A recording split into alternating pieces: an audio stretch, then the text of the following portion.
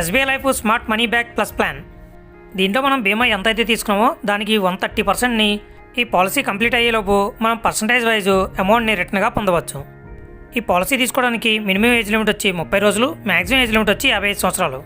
అదేవిధంగా policy term వచ్చి 15 నుంచి 20 సంవత్సరాలు మధ్యలో పెట్టుకోవచ్చు. ప్రీమియం పేమెంట్ టర్మ్స్ వచ్చి 7 నుంచి 12 సంవత్సరాలు పెట్టుకోవచ్చు. నెక్స్ట్ దీంట్లో మనకి మనీ బ్యాక్ని 15%, 20%, 25%, 30%, 40% కింద పాలసీ కంప్లీట్ అయ్యేలోపు మనకి రిటర్న్గా అందివ్వడం జరుగుతుంది. ఎగ్జాంపుల్కి మనం 10 లక్షల బీమా తీసుకున్నట్లయితే ఇయర్లీ 86,422 రూపాయలు అలా 12 సంవత్సరాలు పే చేస్తాం.